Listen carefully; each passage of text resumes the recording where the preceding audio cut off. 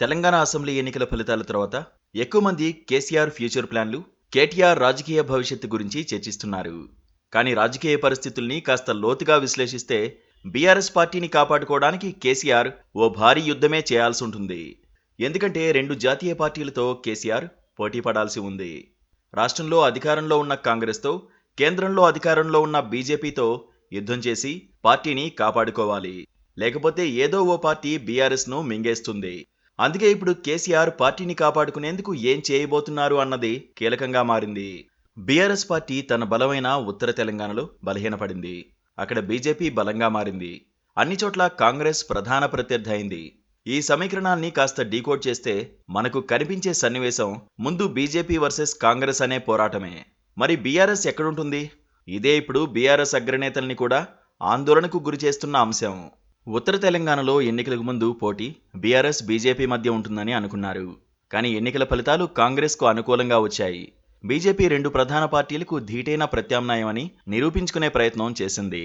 కారణం ఏదైనా బీజేపీకి 13% పైగా ఓట్లు వచ్చాయి. 8 చోట్ల గెలవడంతో పాటు మరో 17 స్థానాల్లో రెండో స్థానంలో నిలిచారు. ఈ లెక్కల్ని తక్కువ చేయలేం. అన్నింటికంటే మించి బీజేపీ రాజకీయాలు, ఆ పార్టీ హైకమాండ్ పెద్దలు తమ పార్టీని బలోపేతం చేసుకునేందుకు అమలు చేసే వ్యూహాల గురించి తెలిసిన వారికి మాత్రం వచ్చే కొద్ది నెలల్లో తెలంగాణలో జరగబోయే పరిణామాల్ని అంచనా వేస్తున్నారు. వాటిలో ప్రధానంగా ఉండేది బీఆర్ఎస్తో పొత్తు పెట్టుకోవడం లేదా ఆ పార్టీని వీలైనంత బలహీనం చేసి బీజేపీని బలోపేతం చేయడం. బీఆర్ఎస్కు పోటీగా రెండు జాతీయ పార్టీలు ఉన్నాయి. ఒకటి రాష్ట్రంలో అధికారంలో ఉంది, మరొకటి కేంద్రంలో అధికారంలో ఉంది. ఈ రెండు పార్టీలను కేసీఆర్ ఎదుర్కోవాల్సి ఉంది. కాంగ్రెస్ పార్టీ గత అనుభవాల కారణంగా ఖచ్చితంగా బీఆర్ఎస్ ఎమ్మెల్యేలను ఆకర్షిస్తుంది. గతంలో 2 సార్లు తమ పార్టీ ఎల్పీలను విలీనం చేసుకున్నందున ఈసారి బీఆర్ఎస్ ఎల్పీని విలీనం చేసుకునేందుకు ప్రయత్నిస్తుంది. ప్రస్తుతం బీఆర్ఎస్ తరపున గెలిచిన ఎమ్మెల్యేల్లో వీర విధేయులు తక్కువే. ఉమ్మడి రంగారెడ్డి, హైదరాబాద్ నుంచి గెలిచిన వారిలో పద్మారావు లాంటి వారు తప్ప అందరూ ఇతర పార్టీల్లో గెలిచి బీఆర్ఎస్లోకి ఫిరాయించి వచ్చిన వారే. అధికార పార్టీ అన్న కోణంతో బీఆర్ఎస్లో చేరినవారే. ఇప్పుడు వారిపై ఆ స్థాయిలో ఒత్తిడి వస్తే మళ్లీ అభివృద్ధి కోసం అధికార పార్టీ అనే కాన్సెప్ట్ ఎంచుకోరని ఏమీ లేదు. అదే సమయంలో బీజేపీ కూడా తన వంతు ప్రయత్నం చేస్తే ఎమ్మెల్యేలను కాపాడుకోవడం తలకు మించిన భారమే అవుతుంది.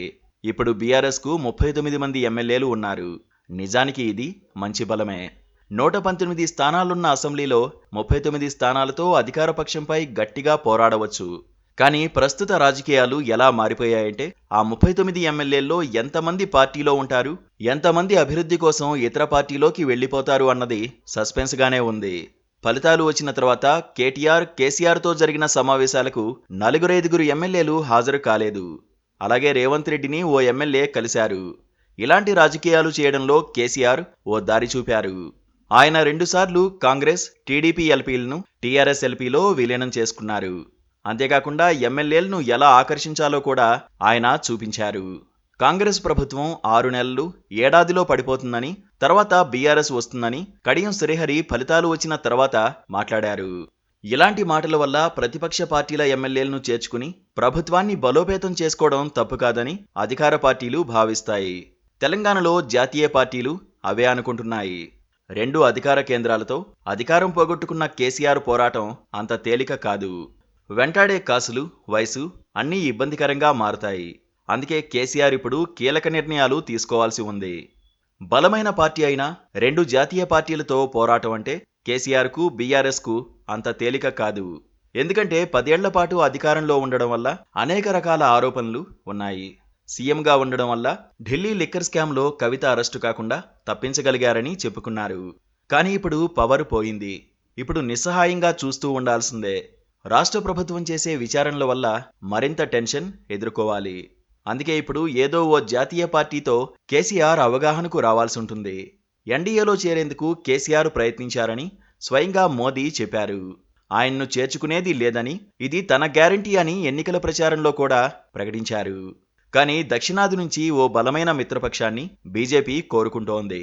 ఒకవేళ బీఆర్ఎస్ను చేర్చుకోవాలని అనుకుంటే తిరస్కరించే అవకాశం బీఆర్ఎస్ పెద్దల్లో ఉండదు. కొంత ప్రొటెక్షన్ కోసమైనా అంగీకరించక తప్పదని రాజకీయ వర్గాల నిశ్చిత అభిప్రాయం.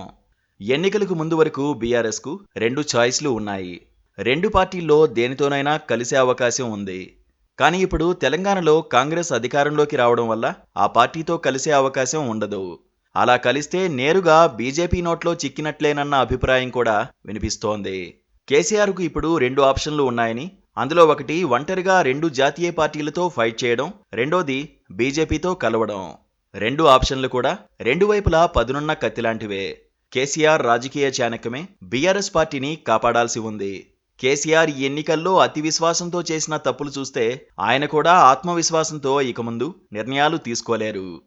అందుకే బీఆర్ఎస్ వచ్చే ఎన్నికల వరకు సర్వైవ్ అయితే అదే గొప్ప విజయం అని రాజకీయ వర్గాలు అంచనా వేస్తున్నాయి. ప్రాంతీయ పార్టీలు అధికారం కోల్పోతే మనుగడ సమస్యను ఎదుర్కొంటూ ఉంటాయి. కొన్ని పార్టీలే అతి కష్టం మీద నిలబడుతూ వస్తున్నాయి. అలాంటి పార్టీల్లో బీఆర్ఎస్ ఉంటుందా లేదా అన్నది వచ్చే 2-3 ఏళ్లలో తేలిపోతుంది.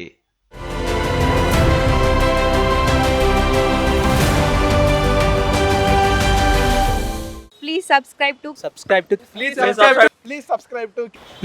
to KTV Telugu. KTV Telugu.